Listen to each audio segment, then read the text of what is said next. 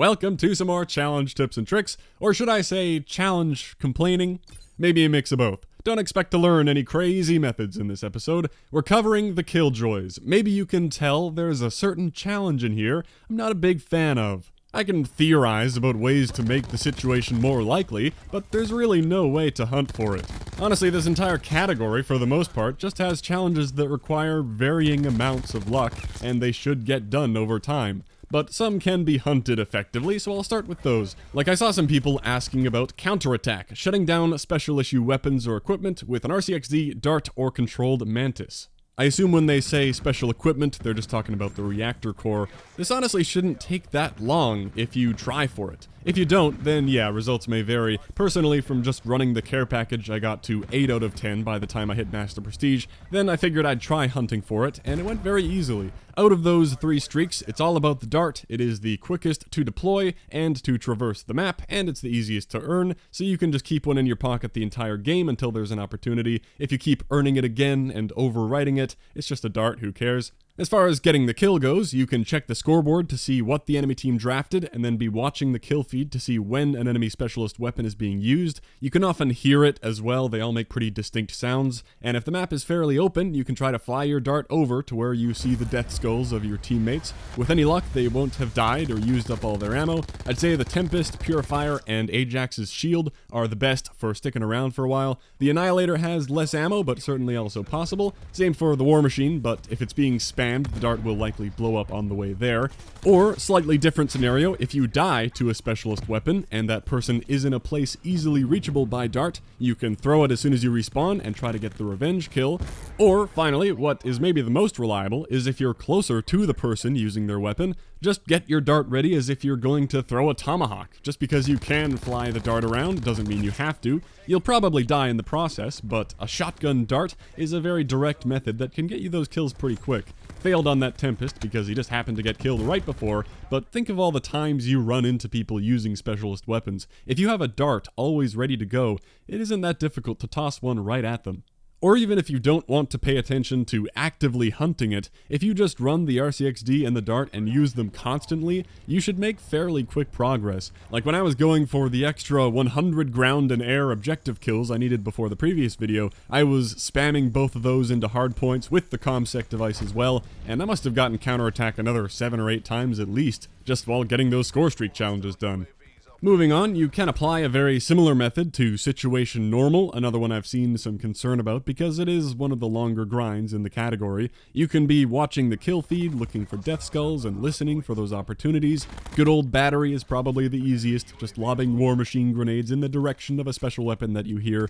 Equipment charge can be a big help to make sure, even if you aren't doing as well as other people, that you have your weapon charged up and ready to go roughly when they do. This challenge will take a while, but the amount of luck required isn't even on the same level as crash landing. Even without paying any attention, as long as you're using a lethal specialist semi-frequently, these will be getting done at a decent pace.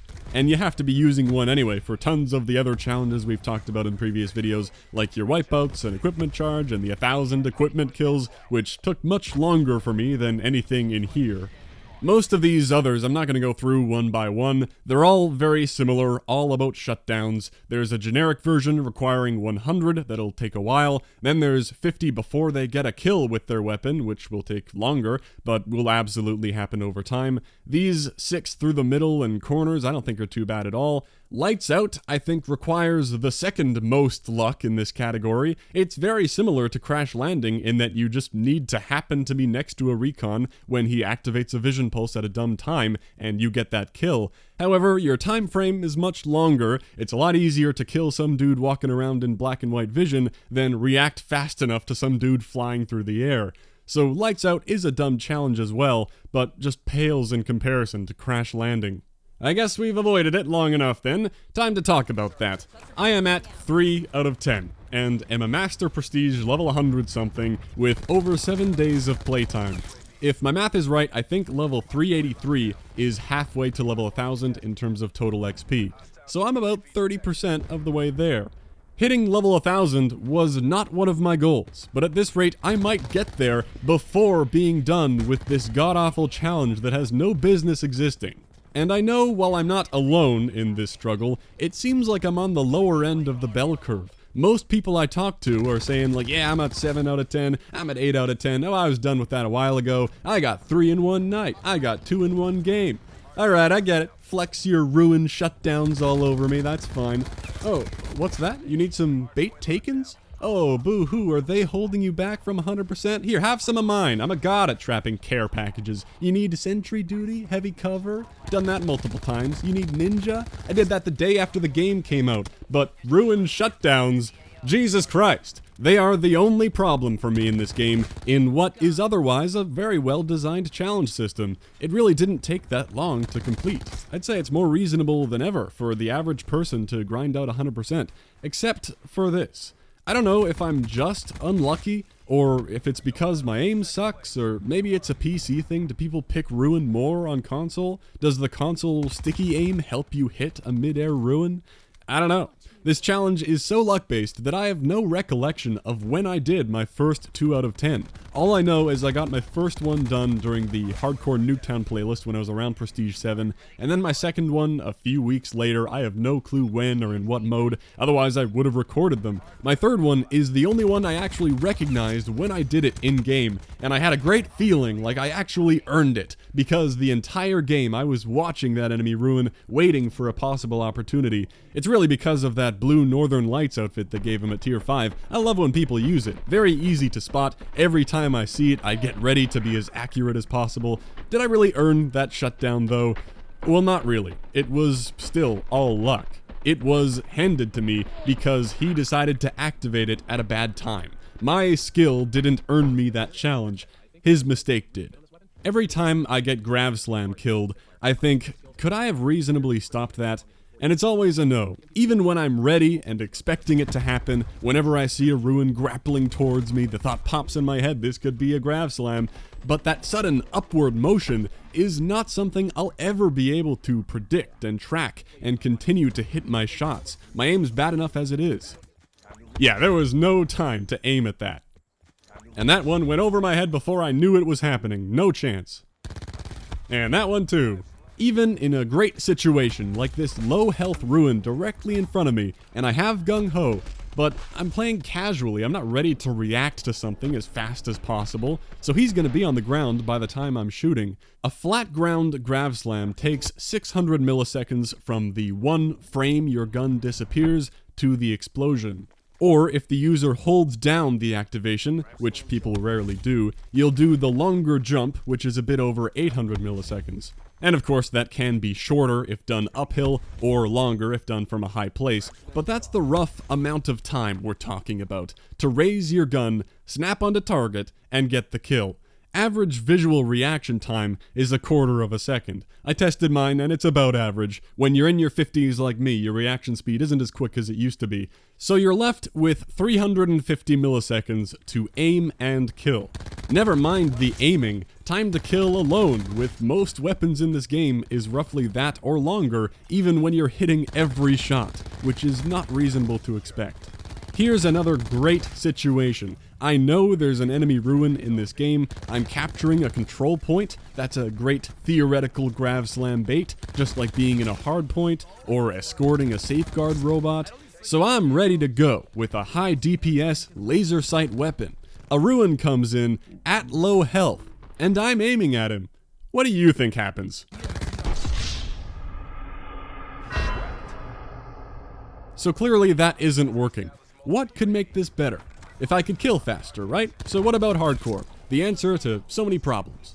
Well, of course it is easier to kill a mid-air ruin with a one-shot. You can run around with gung-ho dual sogs or a strife with that great sprint out time, but hardcore comes with a whole host of other problems, like how the Grav Slam sucks in hardcore. It's almost always faster to just shoot whoever's in front of you rather than expose yourself with a Grav Slam, and for that reason it seems like ruin is a less popular pick in hardcore. Why not go with recon or torque? Thankfully, there will always be those people who can't go without the grappling hook, but even then, it seems like they'd never use the Grav Slam, not only because it's almost never helpful, but also in hardcore with the HUD removed, it seems like people forget about their special weapons, because you don't know when it's charged up unless you listen for that sound it makes, and I know the charged up sound plays every time you respawn as well, but it's very easy to forget when it isn't in the middle of your screen. Also, there is no hardcore safeguard or hardcore hardpoint, which, as we just mentioned, are better ways to attract a grav slam rather than just hoping to run into one in TDM or free-for-all.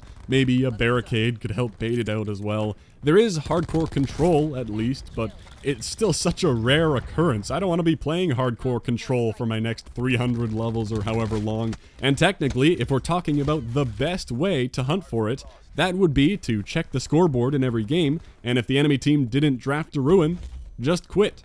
I don't care about my stats, but that just isn't fun at all.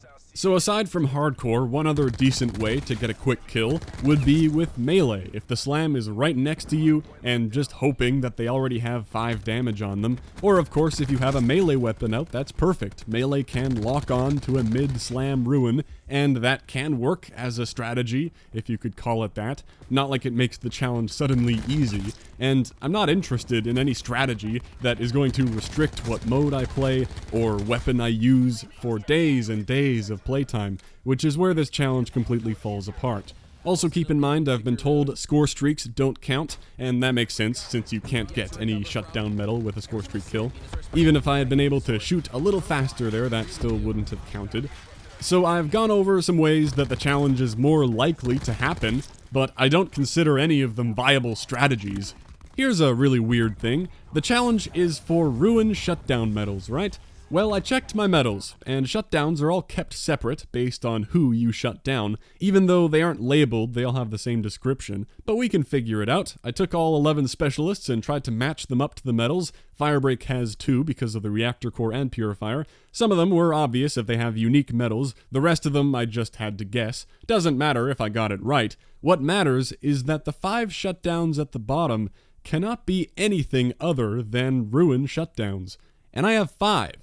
So which is it, Treyarch? Have I shut down a ruin grav slam 3 times or 5 times? You're telling me on top of this being the worst challenge ever conceived, it isn't even tracking properly? And I have heard that from people, that they shut down a ruin, even went back in theater mode to see the shutdown medal come up, but it didn't increase their challenge progress. Son of a bitch. That must have happened to me at some point for me to have those medals, and I just wasn't paying attention. Now, if you're a very observant fellow, you may point out that I also only have 5 counterintelligence medals, which is supposedly for killing an enemy who pulsed you with vision pulse, and yet I have the challenge done for getting 10 kills before even the second pulse, which should be considerably more rare. So there's another medal inconsistency, except it works in my favor. Well, I may have some insight into that, but I can't be sure. It seems like the counter intel medal only comes up if you get the kill while pulsed and glowing red, as opposed to the time frame for the challenge, where you can get the kill even after the pulse fades away, as long as you get the kill before the second pulse. That could very well be wrong, because it seems odd that I only have 5 of those, but that seemed to fit the pattern of the clips I have recorded. Another theory I have is that the medal just wasn't working until a recent update, because I don't remember seeing them earlier in the game. It feels like I've been seeing them more often recently. Anyway, I don't know what is going on with the inconsistency in ruin shutdown medals versus the challenge. I thought challenges based on medals just updated directly based on your medal count. Maybe they'll fix that at some point and retroactively give me and everyone else who has this problem a couple more to reflect our medals. I think I've complained for long enough. How about we talk solutions? Not like anyone at Treyarch's listening to this dumb video, but hey, let's brainstorm some ways to make this better. Alright, option 1, nice and simple, make the challenge require only one of them. Anyone who already got 10 really shouldn't feel cheated by that change, because are you gonna sit there and tell me you worked really hard to hunt for them, or did you just play and get lucky? If they reduced ninja down to 1 or something, I could understand being frustrated about that. Anyway, if you only needed one of these, still not a good challenge, but I know they aren't going to replace it with something else entirely, so making it 1, pretty reasonable. Everyone should hopefully get 1 before getting to 99%. Option number 2, add a new specialist with the special ability to freeze time, because that's what you fucking need to do this dumbass challenge. You see a grav slam and quickly hit your special, everything stops. Timer stops, you're the only one who can move around. You can unload a magazine right in front of that ruin's face and have all the bullets just hang in midair there. And then you can walk around, draw mustaches on everyone, capture all the objectives. Then the game resumes, bam, easy shutdown. His special issue equipment can be Prophet's glitch from Black Ops 3. His backstory is that he's some crazy scientist guy who invented Prophet's glitch, but it's still in beta, he's working on it, and he'll later end up passing it on to Prophet. But in his messing around with time, he ends up causing some problems and accidentally kills himself somehow, locks himself in the future. I don't know, I didn't flush out the backstory because this is a joke if you couldn't tell. But hey, if you want people to hate a character more than Zero, consider it, Treyarch, just saying. Option number 3, make a new special playlist called Heads Up, or you already know how this is going to go down, and have it be hardcore, Nuketown, 24/7, free-for-all, with draft restricted to ruin only, and have special weapon and equipment always charged. Now that sounds like a fun time. The kill feed's already going crazy. Oh, this is too good. Oh my god, we need this in the game immediately. Why shoot people? Oh, this is great. Coming in hot. Oh, there's a shutdown. Got my first shutdown, guys. Oh my lord. Treyarch, please. This is I'm having the time of my life. Oh my god. Shutdown number 2. Oh no. I was shut down. See, and then every week you could do a new character. Next week would be SPF 5000. Week after that would be Boom Time. This is a great idea, Treyarch. Make it happen. I promise the gameplay won't get old immediately. Okay, in conclusion, very stupid challenge. You know it's dumb when there's a Dark Ops challenge for denying one Ruin Grav Slam that comes from a grappling hook combo. That isn't even any harder than denying a regular Ruin Grav Slam. It just requires the luck for the enemy player to grapple first. But in fact, it's probably easier to do since they're in the air longer. And that's fine as a Dark Ops challenge. That's the place to have crazy luck challenges. So why are there 10 of them as a requirement for 100%? Very disappointing. I don't think this video was very helpful. Hopefully it was at least a nice group therapy session. Misery loves company. If you're struggling with this challenge, you're certainly not alone. You could try some of the things I mentioned, but there's really not much you can do except keep playing and hope something is added to the game that makes it better. Thanks for watching. I'll catch you next time.